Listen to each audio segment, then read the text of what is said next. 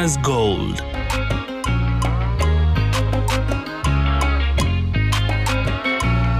Ini rangi ya njano ulinifundisha juzi. Rangi ya njano ama ni manjano? Ni rangi ya njano ama manjano. Good. All right, now allow me to start the show today by giving you one of my favorite childhood memories. That's okay?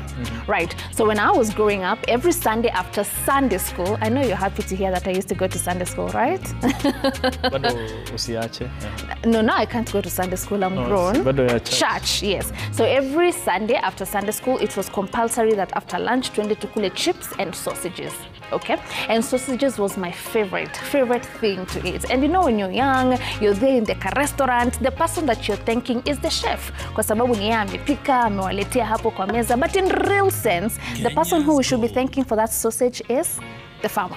All right? Great. Yes, because the farmer is the one who is making it possible for us to enjoy the sausages. And as from today and the next few Wednesdays, we will be on a journey with different pig farmers across the country who will be shedding more light on pig farming in Kenya. So the next time you bite a sausage, please remember not to thank the chef, but to thank the farmer. A very good evening, viewers. Thank you so much for joining us this Wednesday right here on your #1 agricultural program, Kenya's Gold. And as is the norm, we do have another great show lined up for you today. My name is Violeta Ngina, or the International Mkulima. Kwa lugha nyingine ya Kiswahili, yule mtoto wa kondoo, tuseme hivyo, ama kikembe wa kondoo, tunaita mwana kondoo. Mtoto wa nguruwe tunamuitaje? Piglet. Kingere. Kwa Kiswahili? Tell me. Kwa Kiswahili tunaita kivinimbe. So wakiwa wengi, is it vivinimbi? All right.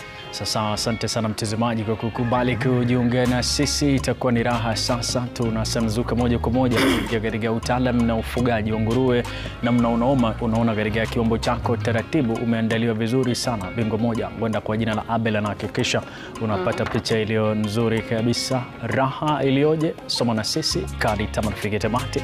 Kalamu yako, karatasi, andika, tekeleza baadaye. Tunakuenzi wewe kama mwanafunzi wetu, na naamini kwamba itakuwa ni sawa kabisa ukishikilia kisimbuzi chako katika runinga ya Citizen. Jina langu ni Emmanuel Terere.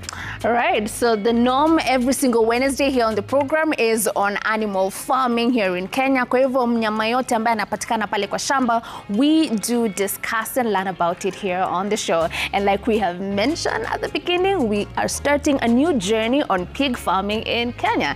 And I'll share an interesting fact. Now, you know, pigs are actually very clean, contrary to popular opinion. Unajua kuna watu ambao wanadhania pig is a dirty animal. Yes. On the other end, it's actually a very clean animal, and it rolls in the mud as a way of keeping cool.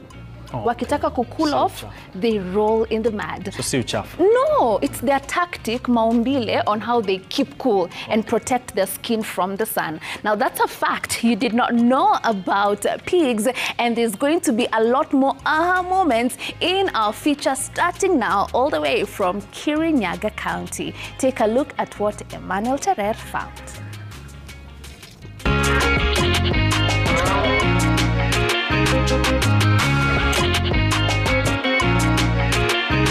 Habari za wakati huu, karibu sana. Leo nipo safarini, ajili kubwa ni kukufunza wewe kuhusiana na mnyama mfugo tunamuita nguruwe.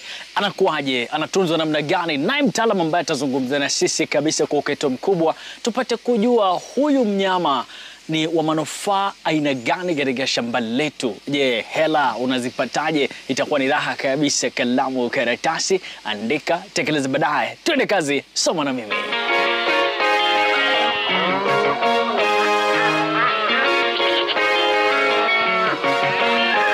Asante sana kwa kukubali kutupokea siku ya leo. Naomba sana ujitambulishe, utuambie jina lako, kisha utuambie hapa ni wapi na kubwa zaidi ambacho unafanya katika shamba lako. My name is Gitonga Deritu, and where we are right now, this is Kirinyaga County. Specifically, this area we call it Makutano Junction. I started pig farming back in the year 2020. This is the year many of us do remember, or infamously the Corona year. And really, what I wanted to do is to have like 2 piglets which would be feeding on leftovers of my hotel.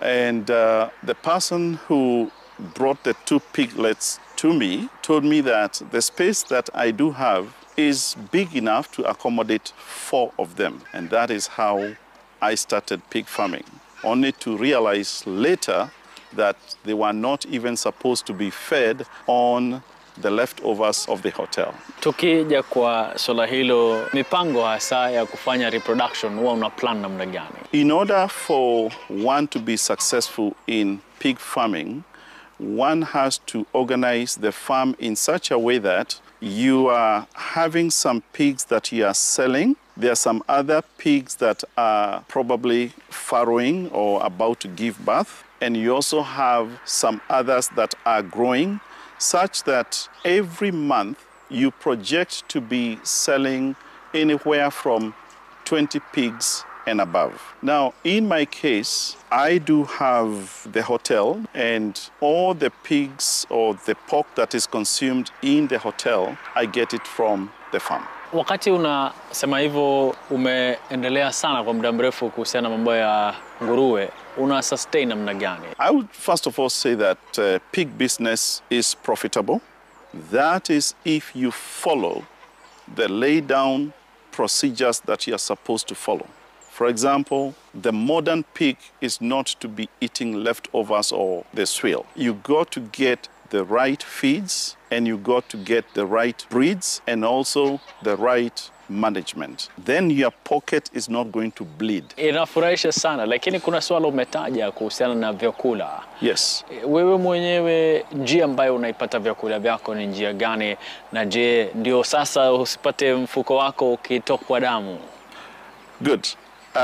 First of all, I try to source for the best feed companies in the country, and there are quite a number. I don't need to mention them, but there are quite a number if one can source enough. The concentrates are very, very important.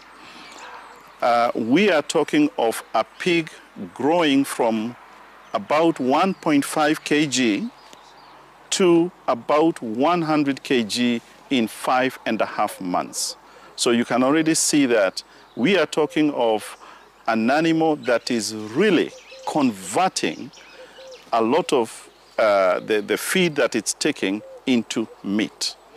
Now, many years ago, it used to be if a pig is having a conversion ratio of 3:1, that is, if a pig consumes 3 kg of good feed, and it gives you 1 kilogram of meat, it's doing well. But the genetics that we do have are such that we are now able to have pigs in the market that you can produce, and they are going to hit 100 kg, and they will have consumed about 220 kg of feed. That is now the conversion ratio is 2.2:1, and that is very good. Versus somebody else who is still hitting the 100 kg, but is using 300 kg of feed. Now, the two of you will be at, you'll have a big difference, and that is where you now say the pocket is bleeding. Yes. Tukisimama nyuma yako hapo utaona kwamba umejenga vizuri sana. Siri kubwa wakati unajenga namna hiyo huwa ni nini? Many years ago, and even nowadays, you still find people doing their pig units. They will use wood, and they are going to use some other materials, which are okay. But in the long run, you are going to find that you will be spending so much money in repairs. So the best thing to do, the pig likes a comfortable area, and whereby there are not too many hard points that are jutting out. Anytime a pig sees something projecting, that is a toy for it. So we try to make, if it's the the walls, they are very smooth. So when they are that smooth, then it won't find any need to go and either eat on them or something like that. But if you have rough walls, then you are inviting the pig to do a lot of reconstruction or doing a lot of damage. So when I realized that, I decided I am going to use concrete, and I'm also going to use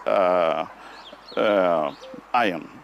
That way you can have those buildings lasting for a long time. And if you check the cost, you're going to find that you do better than using wood, because in a few years you'll still have to repair the wood structures. Okay. Yeah. Wakati tunatembea na kuangalia sehemu hii utagundua kwamba mabati yapo juu sana, na pia ukiangalia ndani usafi wake ni mzuri sana. Nieleze kuhusiana na hilo. We are in a region that is quite hot. Makutano is known to be relatively hot. So in order to keep the animal comfortable, because we do realize that the pig, the sweat glands, they are only here at the nose. It doesn't have any other sweat glands. So in order to keep it comfortable, we raise the roof as much as we can. First of all, what it does is that it invites that draft, and if there is any ammonia build up in the stool or the urine, it is pushed away anytime there is even the slightest wind. Wakati umetaja usafi pia, nieleze kidogo kwa sababu ukitembea uhisi harufu yoyote pia. First of all, I would like to mention that anytime something becomes too difficult to do, you find you're getting a lot of turnover in the workers that you employ. For the whole of this pig unit, we do it just with one farmhand and myself. And in order to do that, what we have done is that we use rice husks. And we came to realize that with rice husks, they are able to make the place stay clean and fight those harmful or annoying odors that do come from pig units like this one. By doing that, we are able to do what I would say an overhaul of the whole unit, removing manure. We do it only twice a year. And it is in September this month, because we are going to be preparing to plant. So that manure is going to go to the shamba. And March, again preparing for the long rains to plant again.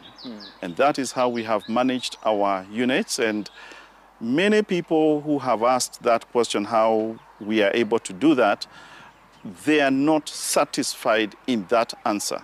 They always say, no. You are telling me a pig unit whereby you do not remove manure and all that, and it's not smelling, I want to say. So, and of course we have got that for the doubting Thomases. They'll see it. Okay. Ukiangalia pia kuna plastiki ambazo zinakaa rangi ya njano. Yes. Kazi yake kubwa nini hapo? We control the pests like the flies and those other annoying insects that hover around the pigs. We control them in a way where in such a way that we do not use insecticides. And I would want other people to emulate this. It's just the 10-liter can, and we perforate holes on top.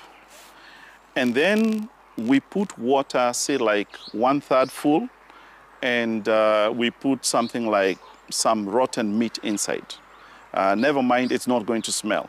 But for the fly, it will note that smell, and it will want to come in. When it comes in through those holes, it goes down, even lays eggs and all that. But when it comes time for it to fly away, it doesn't know that the entry was up there. So it's just going to hover around, and it's just going to die inside there. Lala salama. Umefanya partitioning nzuri sana katika sehemu ambayo hao nguruwe hapo. Je, kule kutenganisha yule aliye na mimba na yule mwingine umepanga namna gani? That calls for strict records and having some discipline in doing that. And there is something that helps us in keeping records. I encourage those people who want to get in the pig industry, please have boards on the sides of those pig units and some piece of chalk on those areas. Immediately you note something. Say, for example, it's about deworming. Write it down there. Say it's about farrowing. Write it down there. Oh, this one was served, so it's supposed to be giving birth such and such date. Write it down. Even if later on you will transfer it to your computer or to your notebook, but make sure you write down. If you do not write it down, the chances of forgetting or being distracted doing some other things are very high. And then what do you get? One day you come, oh, even this one is giving birth today. By that time, the mother pig has already crushed some 2 piglets because you didn't know that it was supposed to be giving birth today.